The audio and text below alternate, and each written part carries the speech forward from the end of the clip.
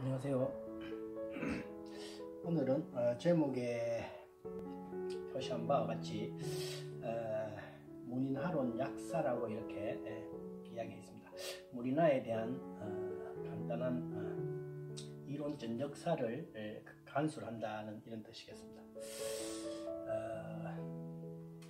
우리가 문인화라는 개념을 많이 쓰고 있는데 이 문인화라는 것은 일반 회화하고는 달리 제가 간단하게 말씀드린 바가 있듯이 일반 그림은 외부적인 눈에 비치는 그림만 그리는 그림인데 비해서 이 문인화는 내면적인 생각을 그리는 그림이다, 이렇게 말씀을 드렸습니다. 그 내면에 생각하는 생각을 그린다는 것은 생각이란 말은 조금 더 고차원적으로 이야기하면 사상이라고 할 수 있고, 딴 말로는 철학이라고도 할 수가 있겠죠. 그 예술의 철학적 사고를 우리는 보통 미학이라고 이야기를 하고, 그 미학이 회화론의 동양에 특히 회화론에 적용이 될 때 이거는 우리는 화론이라고 이렇게 이야기를 합니다. 문인화가 일반 회화하고 틀리는 것은 화론, 말하자면 철학이 있는 예술이기 때문에 그렇습니다. 그래서 우리가 문인화를 이해하기 위해서는 결과적으로 말하자면 동양 화론을 이해를 해야 비로소 바람직한 문인화를 이해하고 또 그것을 잘 할 수 있게 된다는 이야기죠. 그래서 제가 짧은 시간이지만은 이 동양 화론의 전반적인 추이를 짧은 시간 내에 간단하게 추려서 한번 말씀을 드리고자 합니다. 대체로 문인화론, 이른바 그림을 그리는 데 대한 철학적 사고의 시작은 대체로 충주 전국시대 때 배태가 되지만은 실질적인 기록이 전하기 시작하는 것은 한나라, 한대에 와서 시작이 됩니다. 한나라 때 태동이 되기 시작해서 그 다음에 위진 남북조에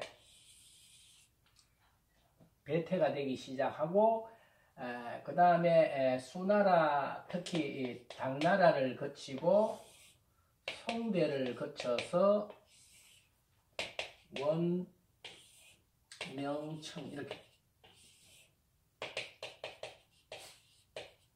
자, 그러면 문인화, 이른바 그림을 그리는데 철학적 사고는 어떻게 시대적인 배경을 바탕으로 하는가에 대해서 한번 살펴보고자 합니다.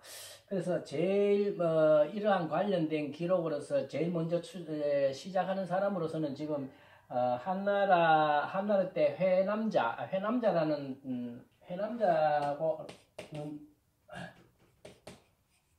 에서 출발을 해요. 회남자는 그림이라는 것이 단순히 외형적인 대상을 보고 그리는데 지나지 않고 그 물체의 내면, 곧 작가의 주관적인 것을 표현하는 것이다 하는 그런 사상을 갖고 있습니다. 회화 사상을. 일반적인 사상인데 그것은 미술적으로 적용할 때는 이제 사의적이다 하는 사의론을 제일 먼저 거론한 사람이 회남자에서 출발을 합니다. 이렇게 간 것이 후한때 와서는 어떤 그림을 그리거나 문장을 짓는 데 대한 관심이 생겨나서 그림을 그리거나 문장을 쓰는 것이 어느 것이 더 타당한가 또는 효과적인가 하는 것에 대한 의견이 나오거든요. 그래서 그 한대의 사상가들은 이른바 문학과 미술 중에서도 회화, 그림의 어떤 가치론에 대해서 이야기를 합니다. 그래서 대체로 보면 왕충이라는 사상가가 있고 조식이라는 사람, 이게 두 사람은 문장과 그림을 그림보다도 문장이 더 대상을 표현하는데 적합하다고 이렇게 이야기합니다. 문장이라는 것은 문학을 이야기하고 그림은 회화를 이야기하는 겁니다. 그런데 또 거의 같은 시기에 이 육기라는 사람은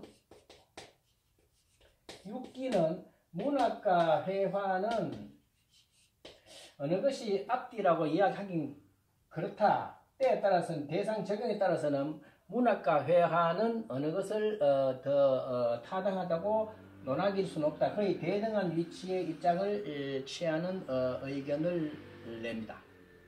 자, 이렇게 해서 요 초기에 세 사람을 거쳐서 후한대에 와서는 결론적으로 이 왕이라는 사람이 또 나타나는데 이 진나라 사람, 이 사람은 이제 진나라 사람입니다.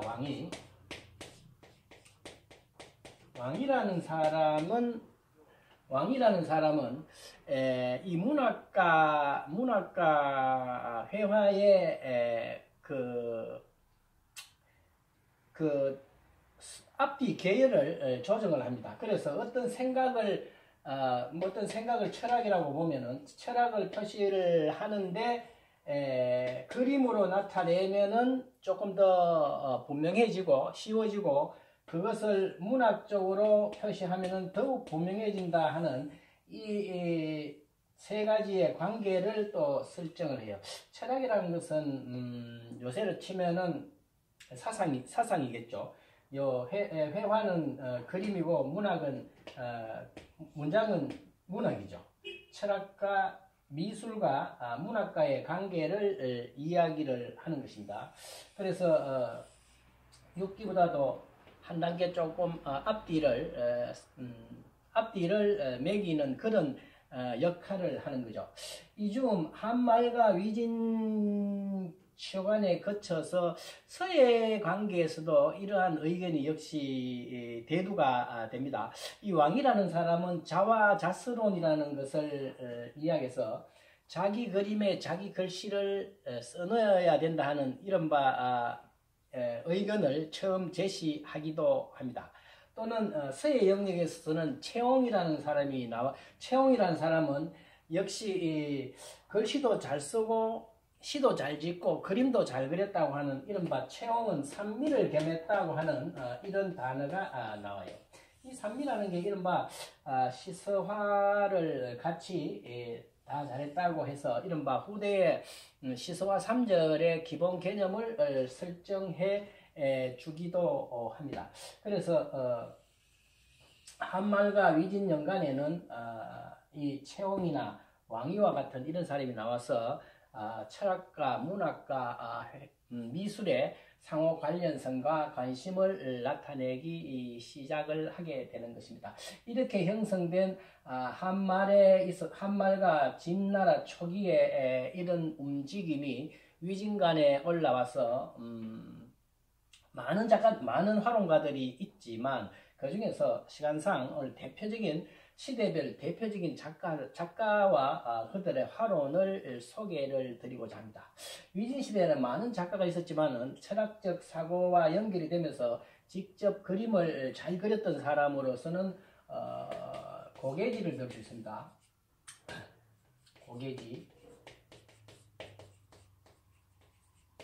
고개지는 그림도 잘 그렸지만은 화론도 직접 많은 화운대상기라고 하는 화론도 직접 쓰기도 했어요. 그래서 그림이라는 것이 인물을 그리던 어떤 대상을 그리는데 외형적인 형태를 그리는 것이 아니라 그 대상의 정신을 파악하는 것이다 하는 거죠. 도를 구현하는 것과 같다고 하는 그러한 입장을 낸 사람으로서 위진 초기에 대표적인 화가요, 화론가라고 이렇게 할 수 있습니다.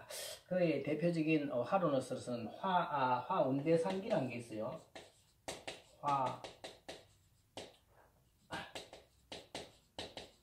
뭐 그냥 제목만 알아두시면 됩니다. 화론의 대표적인 화론입니다.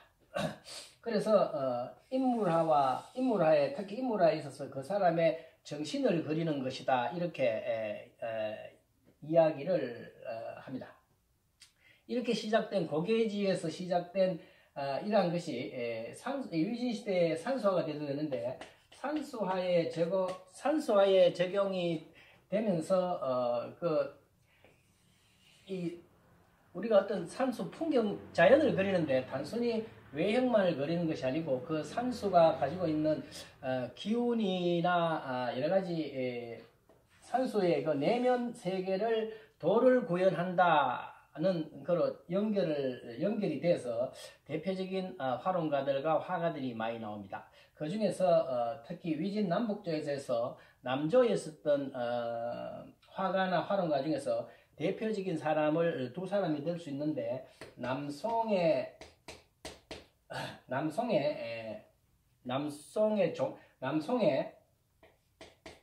위진, 동진, 송재, 양진이죠. 남성의 종병을 들 수 있습니다.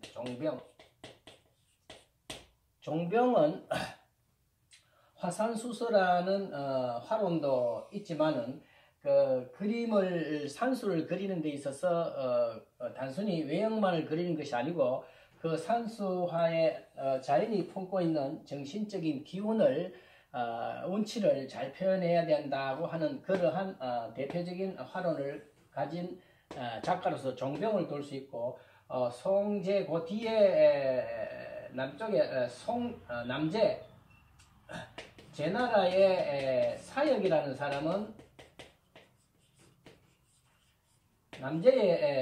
남제의 사역은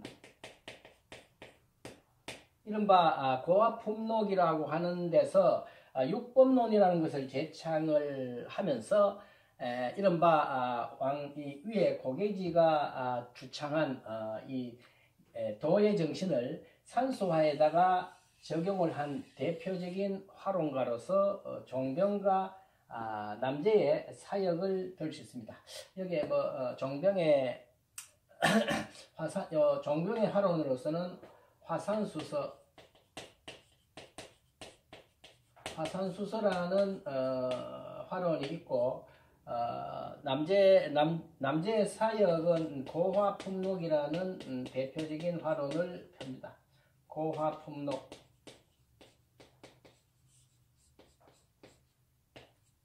자, 요렇게 해서 위진 남북조 시대까지는 요렇게 대표적인 고계지와 종병과 남제 사역 이렇게 세 사람을 대표적으로 들 수가 있습니다.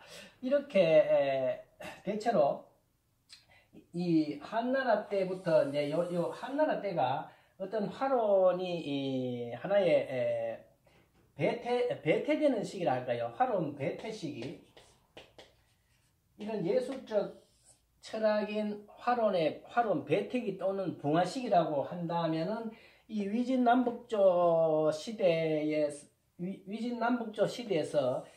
이 뒤에 당나라에 이르기까지는 화론이 성숙되는 그런 화론 성숙 시기에 해당된다고 이렇게 생각합니다. 성숙된다 할 수 있고 뭐 화론이 형성된다 그죠? 사람으로 치면 요 이제 착상하고 여기서 커가는 성숙 배태에서 성숙되어가는 그런 시기라고 이렇게 볼 수가 있습니다. 그 다음에 이 당대에 와서는 결정적인 시기가 오는데 말하자면은 그림을 그리는데 그 단순히 눈만 가지고 그리는 것이 아니고 어떤 생각을 가지고 그림을 내면 세계의 정신 세계를 그려야 된다고 하는 이러한 철학적 사고가 당나라에 와서 결정적인 한 사람을 만납니다. 이 왕유라는 사람이 등장을 하는 거예요. 이 왕유라는 사람은 당나라 4대 시인 중에 대표적인 시인 한 사람이었을 뿐만 아니라 당나라의 3대 화가 중에 또 한 사람이었어요. 그래서 시의 세계에 있어서 그림의 세계에 있어서도 제1인자였죠. 근데 당연히 이 사람은 산수론이나 산수결이라고 하는 화론도 남겼어요. 그래서 본인이 화론도 쓰고 시도 쓰고 그림도 그리기 때문에 자연스럽게 시와 회화가 한 작품 안에 들어가야 된다는 당연성을 실제 작품에서 보여주었던 대표적인 인물로서 우리는 문인화사에서 문인화의 시조다 이렇게 문인화의 시조다 이렇게 우리가 이야기를 하는 것입니다.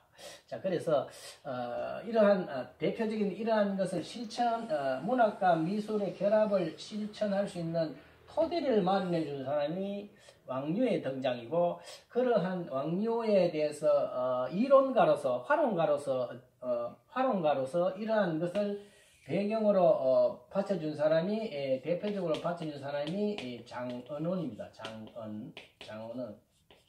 장언원은 그의 논저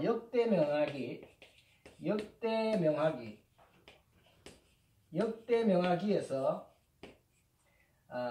이 시와 그림은 둘이가 아니고 하나라는 이야기죠. 그래서 서와 동원론이라는 것을 제창합니다. 글씨와 그림은 그 출발이 같다. 서와 동원론.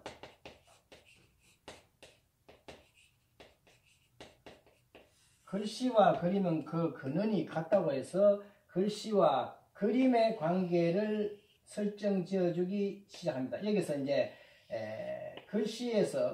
그림에서 글씨가 관계를 지어주죠. 그림과의 관계를 지어주는 입장에서 대단히 중요한 활용적인 역할을 담당하는 사람이 장언원입니다. 그래서 당대에 와서는 왕류에 있어서 글씨와 그림이 같다는 원리와 서화가 동원이라는 이 두 개의 공식을 두 개를 더하게 되면 결과적으로 시서화가 거의 관계가 있다 하는 원리가 나오게 되는 계기가 마련되는 것입니다.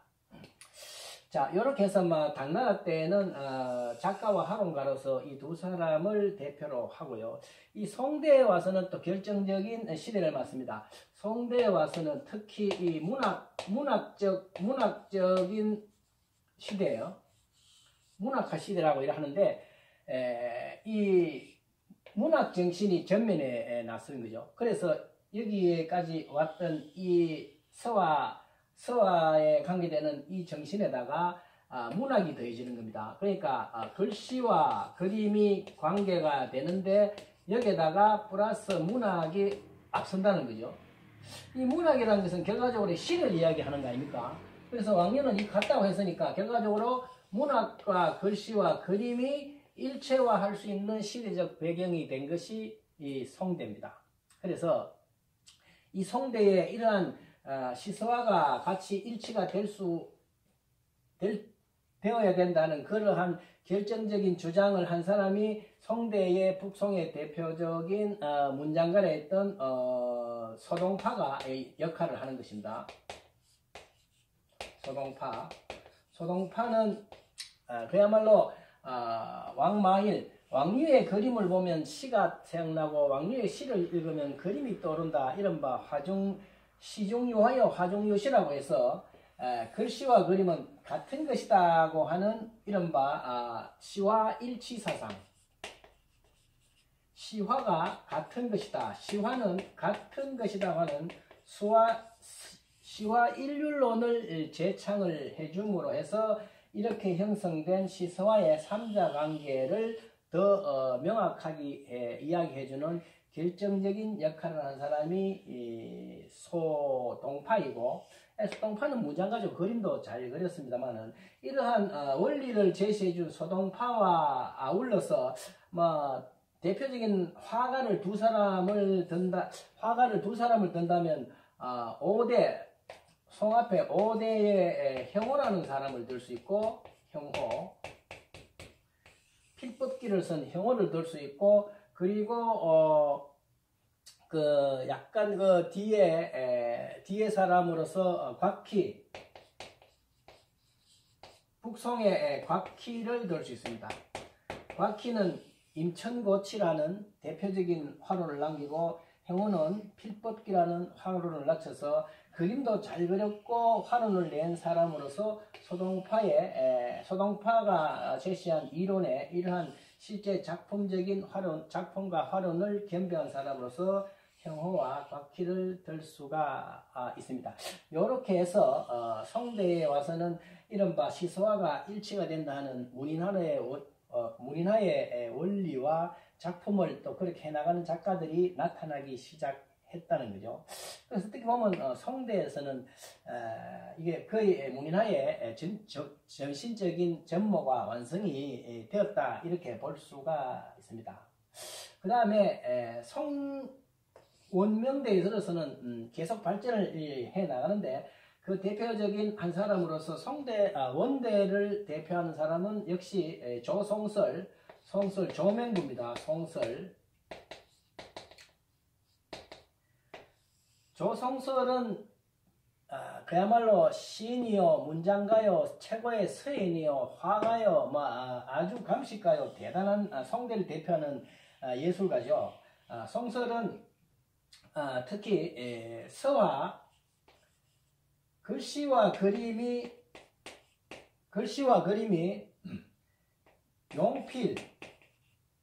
용필이 같다고 하는 이야기를 제창을 합니다. 글씨와 그림은 붓을 노리는 것이 근본이 같다는 것이죠. 그래서 글씨 쓰는 것이나 그림 쓰는 방법이 같을 뿐만 아니라 정신까지도 같다는 이야기를 해서 그야말로 서화 시서와 관계를 더욱더 일체화되는 원리를 제창해 주고 그 다음에 원대에 와서는 이 대표적인 문인화가로서 동기창이 나옵니다. 동기창은 이렇게 원대까지 쭉 흘러왔던 일반적인 회화와는 달리 특별한 생각이 있는 이른바 철학이 있는 그림의 계통을 이렇게 보고 이 그림은 무언가 일반적으로 그려지는 상식적인 그림하고는 다르다고 해서 이러한 그림류를 문인의 그림이다 해서 문인지화라고 하는 개념을 수용함으로 해서 이른바 문인화라고 하는 개념을 창시한 사람으로서 중국에 있어서의 대표적인 그림의 유형을 두 가지로 나누어서 북종화와 남종화라고 하는 회화의 두 흐름을 구분하고 남종화를 문인화라고 이렇게 명명하는 결정적인 이론가로서 실제 화가로서 서예가로서 문장가로서 명대를 대표하는 화론 서론가였다. 그리고 작가였다는 거죠. 동기창 글씨, 그림 모든 데에 사실 다 뛰어났습니다. 자, 이렇게 형성된 명대를 청대에 와서는 많은 작가를 배출하죠. 많은 작가들이 배출하면서 문인화가 점점 발전하는데 대체로 송대 이후에 원명대에 있어서는 시서화가 일치되는 그 이외에도 이 명말에 와서는 인장이 플러스 인장이 전각이라고 하는 새로운 세계를 열면서 문인화가 요 앞에까지는 세 가지의 3절의 세계라고 그랬는데 여기에 와서는 인장이 붙어서 4절의 세계로 발전하게 됩니다. 그리고 이 인장과 더불어서 한 가지 문인화에서 나타나는 특징은 뭐냐면은 이 제발이라는 게 나와요. 이 제발이라는 게 나와서 문학과 예술학이 덧붙여서 제발문학이 작품에 들어감으로 해서 이른바 미술 비평의 비평이 새롭게 작품에 연결되는 이러한 또 특징이 있기는 있습니다. 그래서 문인화에는 시, 서, 화, 인장이 들어가면서 시대를 거쳐서 뒷사람들이 비평해주는 그 비평문까지도 작품에 들어감으로 해서 초기에 형성된 환원이 작품 속에 들어가는 그러한 문인화의 독특한 세계가 완성되어 있는 거죠. 우리가 옛날 동양화들을 보면은 그림이 이렇게 있고 많은 시들이 막 이렇게 많이 적혀가 있죠. 이런 것들이 이제 시도 있고 그림도 있고 문장도 있지만은 그 후대의 감상하는 사람들이 많은 시문을 거기다가 감상문을 넣고 비평을 넣고 해서 저렇게 그림이 복잡해지는 거죠. 서양에서는 그런 없는 거죠. 서양에는 그림은 그림대로 존재하고 비평은 비평대로 존재하고 글씨가 그림이 나타나는 경우는 원칙적으로 없습니다. 그런데 이러한 동양의 여러 가지 사상적 흐름들이 역사적 흐름들이 점점점점 문학과 서예 회화 비평이 점점점점 이러한 역사적인 철학적 근거를 가지고 마지막에 와서는 그런 것들이 하나의 화면 속에 일체화되는 서양에서는 없는 독특한 문화 예술적인 영역이 되었다, 이런 것이죠. 그래서 이 문화라는 것은 참 굉장히 복합적인 길에서 좋은 문인화를 제작한다든지 감상한다는 것은 사실 쉬운 일이 아닌 것입니다. 자, 그래서 오늘 뭐 한 대로 딱 치면 기원전을 시기니까 거의 동양화론 2000년을 제가 한 20분 이야기하는 건데, 크게 봐서 한번 정리를 하겠습니다. 한나라 때 시작, 회남자로부터 시작한 문학과 회화의 관계에서 시작해서 위진남북조 때 고계지와 종병과 사역을 거쳐서 배태되기 시작을 하고 성승이 되어서 수당에 와서 왕류와 이론과 장언을 거쳐서 송대에 와서는 대표적인 화론가로서 소동파와 작가로서는 형호와 곽희, 이 두 사람의 작품과 화론을 거쳐서 원대는 조명부의 서와 용필 동법론에 의해서 정신까지 기법까지 갔다는 이런 화론.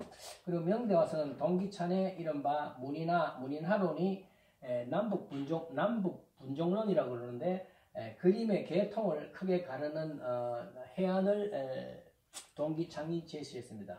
그 이후에 인장이 연결이 되고 재발이 붙어서 동양화에 있어서는 서양화에서는 다른 독특한 시서화, 인장, 비평이 공존하는 독특한 작품 세계가 형성이 되었다 하는 사실입니다.